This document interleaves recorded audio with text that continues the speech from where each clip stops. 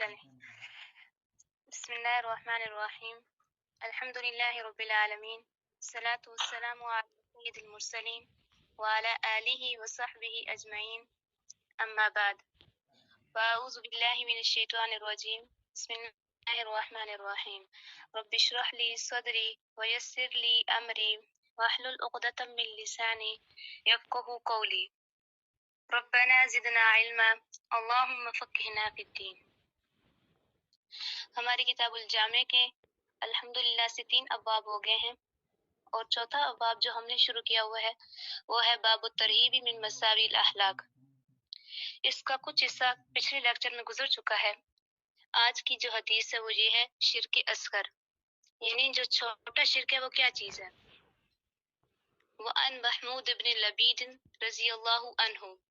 محمود ابن لبید رضی اللہ تعالی عنہ سے روایت ہے، قال رسول اللہ صلی اللہ علیہ وآلہ وسلم نے فرمایا، ان اخوف، بے شک سب سے زیادہ خوف والی چیز، ان اخوف یہ ہے اسم تفضیل کا صیغہ، ٹھیک ہے، اس میں زیادہ کا معنی پایا جا رہا ہے۔ سب سے زیادہ خوف والی چیز، ما اخاف جو میں ڈرتا ہوں، علیکم تم پر، وہ کیا ہے، الشرک الاصغر،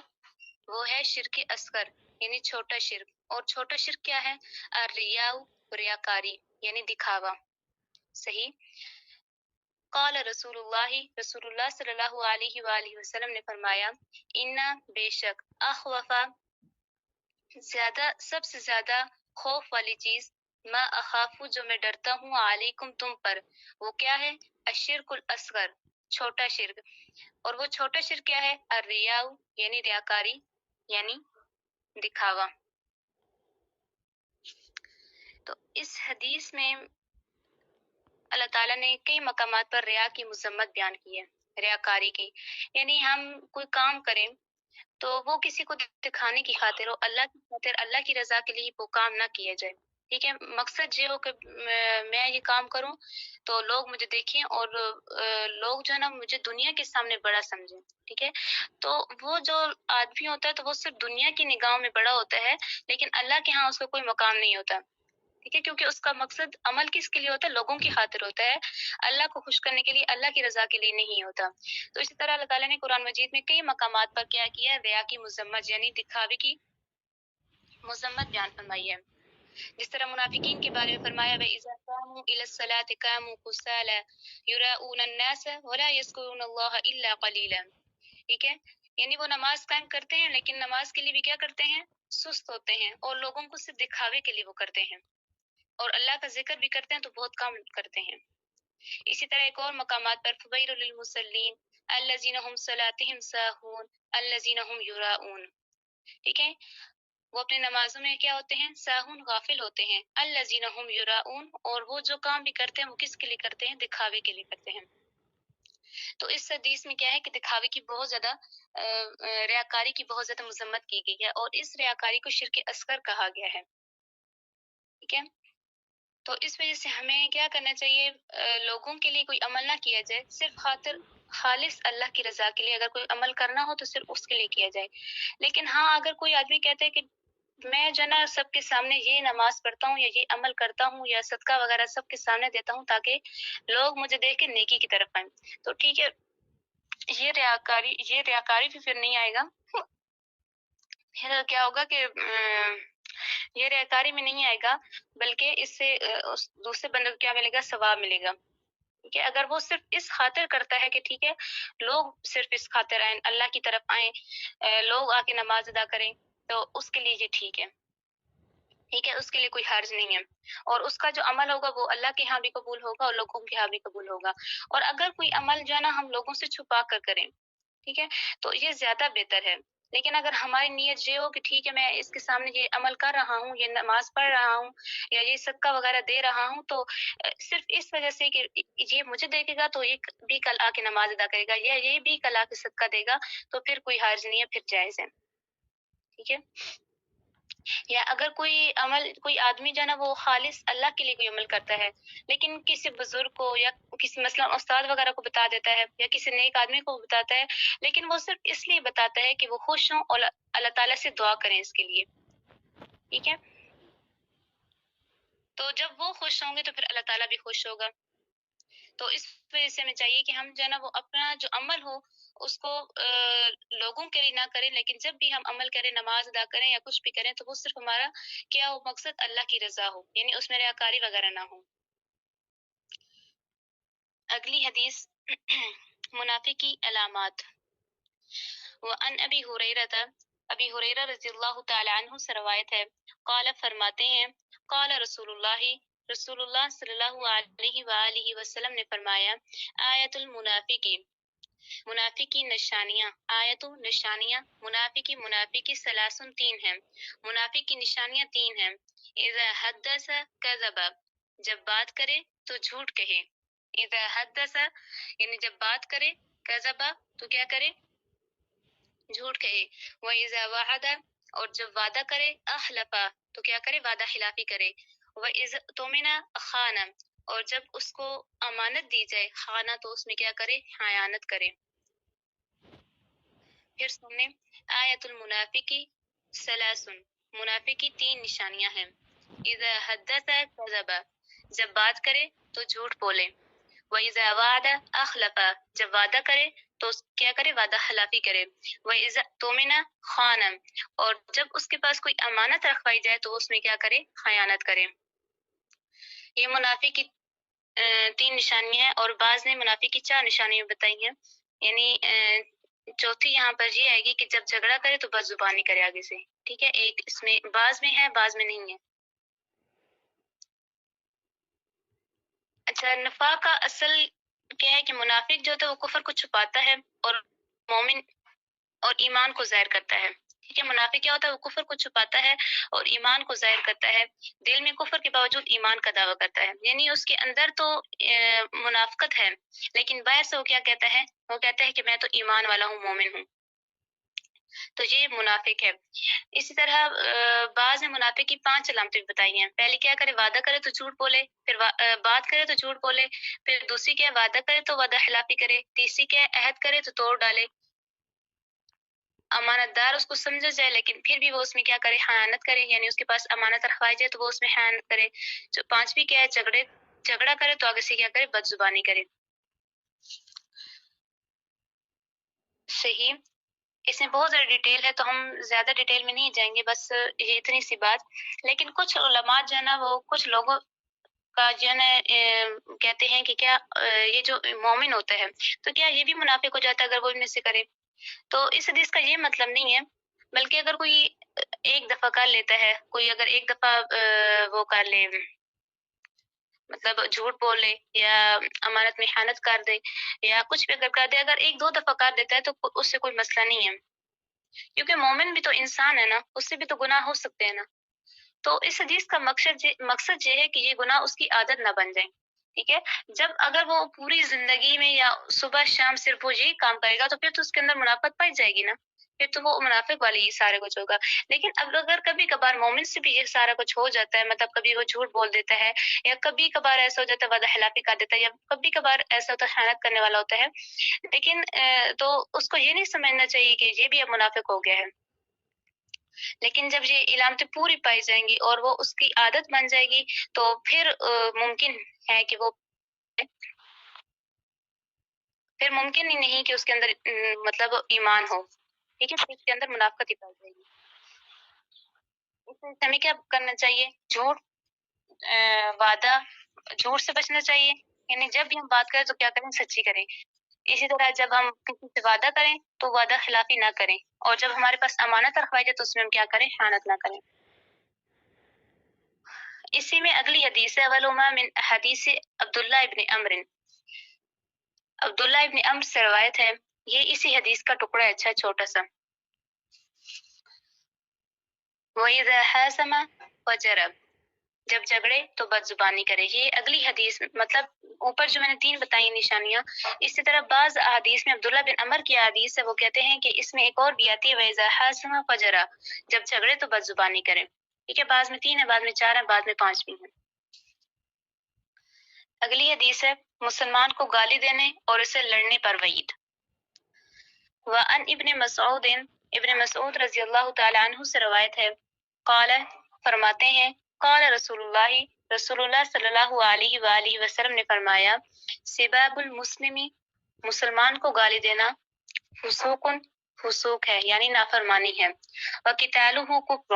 اور اس سے لڑائی کرنا، وقتالہ وہ کی ضمیر کدھر جاری ہے؟ مسلمان کی طرف جاری ہے، یعنی اس سے لڑائی کرنا کفر، یہ کیا ہے؟ کفر ہے۔ پھر سن لیں، سباب المسلم فسوق مسلمان کو گالی دینا فسوق یعنی نافرمانی ہے، وقتالہ کفر اور اس سے لڑائی کرنا کیا ہے؟ کفر ہے۔ مسلمان کو گالی دینا اللہ کے حکم کی نافرمانی ہے، ٹھیک ہے، کیونکہ اللہ نے ہمیں منع کیا نا کہ مسلمان کو گالی نہیں دینا، لیکن جب ہم گالی دیں گے تو یہ کیا ہوگا؟ اللہ کے حکم کی نافرمانی ہو جائے گی۔ اور اگر ہمیں کوئی گالی دیتا ہے تو اس کے مقابلے میں ہمیں گالی دینے سے کیا کرنا چاہیے؟ گریز کرنا چاہیے۔ اور اگر ہم مطلب اگر گالی دے تو وہ بدلہ لینا ہے ہم نے اس سے، ٹھیک ہے ہم وہ کر سکتے ہیں، بدلہ لینا جائز ہے، لیکن اگر ہم صبر کر لیں یعنی اپنی زبان بند کر لیں اور ہم اس کو کچھ نہ کہیں تو یہ بھی بہتر ہے، ٹھیک ہے، اگر ہم صبر کر لیں تو یہ بہت زیادہ بہتر ہے۔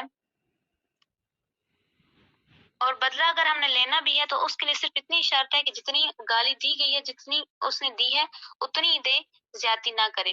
ٹھیک ہے، یعنی ایک نے گالی صرف تھوڑی سی دی اور اگلے نے زیادتی کر کے گالی کو بڑھا چڑھا کر اس کے سامنے بیان کیا ہے، تو ایسا بھی جائز نہیں ہے، ٹھیک ہے، جو بدلہ لینے والا ہے۔ اور اگر کوئی بدلہ نہیں لیتا تو معاف کر دیتا ہے یا صبر کر جاتا ہے تو یہ اس کے لیے بہتر ہے، اس کو اللہ تعالیٰ اجر دے گا۔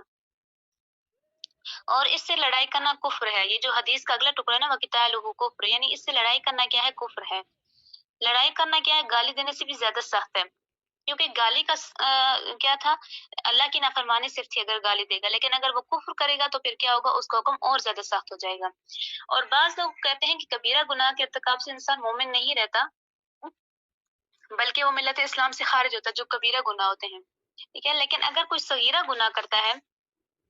تو وہ تو معاف ہو جاتا ہے۔ صغیرہ گناہ تو ہمارے صرف یہ جو ہم 5 وقت کی نماز پڑھتے ہیں ان کے درمیان میں جو صغیرہ گناہ ہوتے رہتے ہیں یہ ہمارے معاف ہو جاتے ہیں، ایک جمعے سے اگلے جمعے تک ہمارے جو صغیرہ گناہ ہوتے ہیں وہ معاف ہوتے رہتے ہیں، اسی طرح ایک رمضان سے دوسرے رمضان تک، ایک حج سے دوسرے حج تک، یہ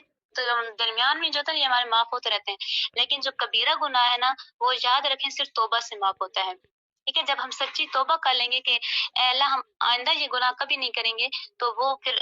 تو وہ گناہ معاف ہو جاتا ہے، لیکن وہ بھی سچی توبہ کرنے سے معاف ہوتا ہے، ویسے وہ معاف نہیں ہوتا۔ صحیح، آگے بدگمانی سے بچو۔ وعن ابی ہریرہ رضی اللہ تعالی عنہ سے روایت ہے، قال رسول اللہ صلی اللہ علیہ وآلہ وسلم نے فرمایا، ایاکم والظن، ایاکم بچو، والظن زن سے بچو یعنی گمان سے بچو، فإن الظن کیونکہ گمان اکذب الحدیث سب سے جھوٹی بات ہے۔ اور یہ حدیث پوری صحیح بخاری میں اس طرح ہے، ولا تحسسوا ولا تجسسوا، یعنی تم ولا تحسسوا یعنی نہ ٹو لگاؤ، ولا تجسسوا نہ جاسوسی کرو، ولا تناجشوا نہ دھوکے دو یعنی خرید و فروخت میں دھوکہ نہ دو، ولا تحاسدوا نہ ایک دوسرے پر حسد کرو، ولا تباغضوا اور نہ ایک دوسرے سے دل میں کینہ رکھو، ولا تدابروا اور نہ ہی ایک دوسرے سے قطع تعلقی کرو، وکونوا عباد اللہ اخوانا اور اللہ کے بندے بھائی بھائی بن جاؤ۔ یہ حدیث پھر سن لیں، نبی علیہ الصلوۃ والسلام نے فرمایا، ایاکم والظن گمان سے بچو، فإن الظن بے شک گمان جو ہے اکذب الحدیث یہ سب سے جھوٹی بات ہے۔ اور یہاں پہ یہ جو گمان ہے، ٹھیک ہے، ظن ہے یعنی، تو یہاں سے مراد ایسی تہمت ہے جس کا کوئی سبب نہ ہو، مثلا ایک آدمی کے بدکاری یا شرابی ہونے کا خیال دل میں جما لینا، یعنی ایسی تہمت ہے جس کا کوئی سبب نہیں ہے۔ اگر کوئی آدمی بدکاری کرتا ہے یا کوئی شراب پی لیتا ہے تو صرف اس کے بارے میں دل میں یہ خیال کر لینا، حالانکہ اسے ایسی کوئی غلطی نہیں ہوتی اور اسے ایسے سمجھا جائے، اس لیے اس کے ساتھ ہی فرمایا ولا تجسسوا یعنی تم کسی کی جاسوسی نہ کرو۔ صحیح، تو یہاں پر جو ہے نا زن سے مراد یہ ہے، یعنی کسی کے بارے میں ایسا گمان کر لینا حالانکہ اس کے بعد اندر وہ بات نہ پائی جائے، ٹھیک ہے، یعنی کہ کسی کوئی بدکار آدمی ہے یا بدکار ہے نہیں لیکن کوئی دوسرا بندہ اس کو ایسے سمجھے تو یہ جائز نہیں ہے۔ اور اسی طرح مسلمان کی عزت کو بھی رکھنا، یہ بھی ہمیں حکم دیا گیا کہ کسی مسلمان کی عزت کو بھی ہم نے رکھنا ہے۔ چنانچہ پہلے تو کسی بھی مسلم بھائی کے معاملے میں خواہ مخواہ گمان سے منع فرمایا، ٹھیک ہے، پہلے تو ہمیں کیا فرمایا کہ کسی کے معاملے میں بولنا نہیں ہے، لیکن پھر آگے یہ بھی فرما دیا ہے کہ اگر کسی مسلمان کی عزت ہے تو اس کو بھی ہم نے محفوظ رکھنا ہے۔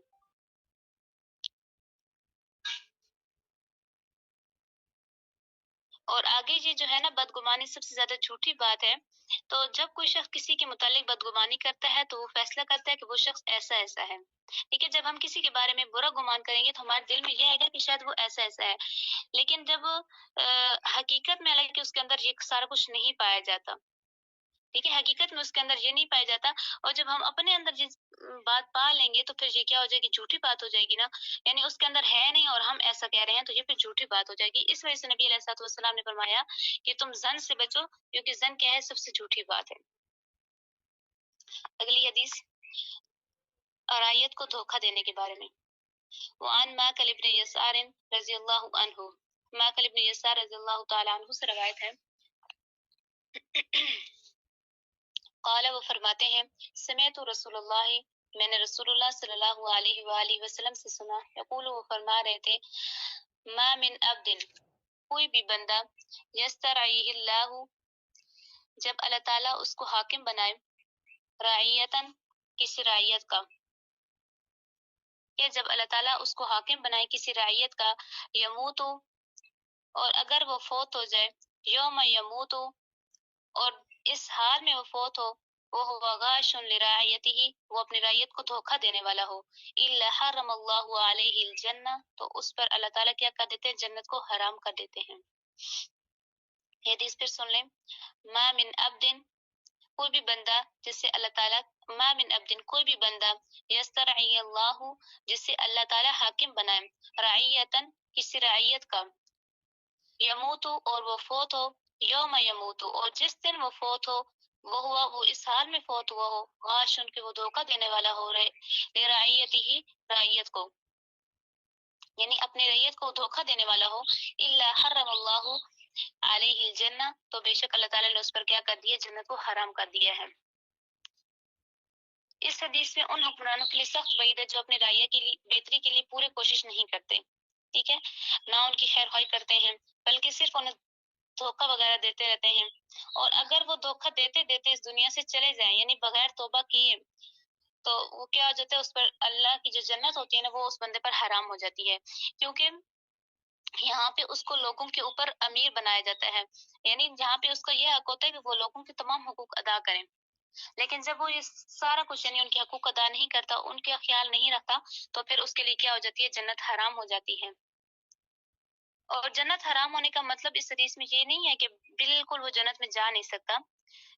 جہنم میں جانے کے بعد وہ، یعنی اپنا گناہ بھگتنے کے بعد پھر وہ جنت میں جائے گا۔ یاد رکھیں، پہلے وہ جہنم میں جائے گا، جہنم میں اپنا گناہ، یہ جو اس نے گناہ کیا تھا یا جو بھی اس نے گناہ کیا تھا، وہ پہلے اپنا گناہ کو یعنی اپنی اس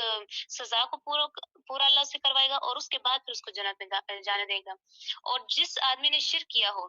ٹھیک ہے، انه من یشرک باللہ فقد حرم اللہ علیہ الجنۃ ومأواہ النار، تو جس آدمی نے شرک کیا ہو تو اس پر اللہ تعالیٰ کیا کر دیں گے، جنت کو حرام کر دیں گے، اس کے لیے ہمیشہ کا جو ٹھکانہ ہوگا وہ جہنم ہی ہوگا۔ لیکن جو مومن ہے، جس طرح کے اگر کوئی گناہ کرتا ہے، اس کو گناہ ہو جاتا ہے، ٹھیک ہے، معافی مانگ لیتا ہے، لیکن اگر کوئی کبیرہ گناہ ہے تو وہ اپنی کیا کرے گا، سزا جہنم میں پہلے بھگتے گا، اس کے بعد پھر وہ جنت میں جائے گا، جنت میں ڈائریکٹ وہ نہیں جا سکتا۔ تو اسی طرح اس کا بھی یہی حال ہے، یعنی اس پر جنت حرام کی، تو جنت حرام یہ نہیں کہ بالکل اس کے لیے جنت حرام کر دی ہے، نہیں، پہلے وہ جہنم میں جائے گا، اپنے گناہ بھگتے گا، اس کے بعد پھر وہ کیا کرے گا، جنت میں اللہ اس کو داخل کر دیں گے۔ اور یہاں پہ جو رائے کی خیر خواہی، تو اس کا مطلب یہ ہے کہ انسان وہی پسند کرے، یعنی اپنے رائے کے لیے بھی وہی پسند کرے جو اپنے لیے پسند کرتا ہے، اسی طرح اس پر لازم ہے کہ وہ ان کی جان، مال، عزت، آبرو کی حفاظت کرے، ٹھیک ہے، اور جو اللہ نے ان پر حد، اگر وہ کوئی برا کام کرتے ہیں تو جو اللہ نے حد وغیرہ بتائی ہے وہ اس کے اوپر لاگو کر لے، ٹھیک ہے، یہ رعایا کا حق ہے۔ لیکن یہ بھی نہ ہو کہ رائے بالکل اپنی یعنی جو اس نے وہ دے دی ہیں، یعنی جو اس کے اوپر ذمہ داری ہے وہ اس کو ادا نہ کرے، تو یہ بھی اس کے لیے کیا ہوگا کہ اس کو امانت دی جاتی ہے اور وہ اس میں خیانت کرتا ہے. ٹھیک ہے. اسی طرح جب ہمیں بھی جب کوئی ذمہ داری دی جاتی ہے تو ہمیں بھی کیا کرنا چاہیے، اس ذمہ داری کو پورے طریقے سے ادا کرنا چاہیے، ورنہ اگر ہم بھی خیانت کریں گے تو ہم بھی شاید اسی میں نہ شمار ہو جائیں. ٹھیک ہے. اسی طرح رعیت کے بارے میں اگر وہ کوئی ایسا دھوکہ کر دے گا یا کسی کے بارے میں یا کسی کے کوئی حق اس کو نہیں دے گا، تو پھر اس کے لیے کیا ہوگا، اس کے اوپر جنت حرام ہو جائے گی. آگے دعا سن لیں.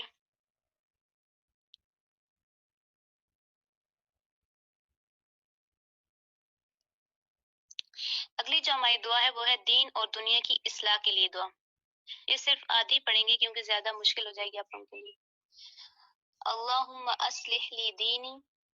اے اللہ میرا دین درست کر دے. دینی الذی ہوا عصمت امری، یعنی وہ دین ہوا عصمت امری جو میرے معاملے کو بچانے کا ذریعہ ہو. ٹھیک ہے. اصلح لی، اور میرے لیے درست کر دے دنیا، یعنی میرے لیے دنیا کو درست کر دے. دنیا التی فیہا معاشی، اور اس دنیا کو درست کر دے جس میں میری کیا ہے، گزران ہے، یعنی معاشی کمانے کا طریقہ ہے، کمانے کا ذریعہ ہے یا گزران وغیرہ ہے. وَأَصْلِحْ لِي آخرتی، اور میری آخرت کو بھی درست کر دے. آخرت التی الیہا معادی، جس کی طرف میں نے کیا ہونا ہے، واپس لوٹ کر جانا ہے. اللہم اصلح لی دینی الذی هو عصمت امری، واصلح لی دنیای التی فیہا معاشی، واصلح لی آخرتی التی الیہا معادی. بس ادھر تک کر لیں، یہ آگے کل کر لیں گے. سبحانک اللہم وبحمدک اشہد ان لا الہ الا انت استغفرک واتوب الیک. وآخر الدعوانا ان الحمد للہ رب العالمین. السلام علیکم ورحمۃ اللہ وبرکاتہ. السلام ورحمۃ اللہ وبرکاتہ.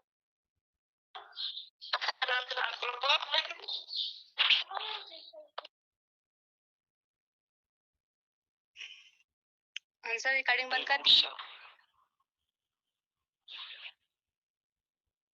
اگر ریکارڈنگ روک دو. قائد صاحب کا بیٹا ریکارڈنگ روک دو.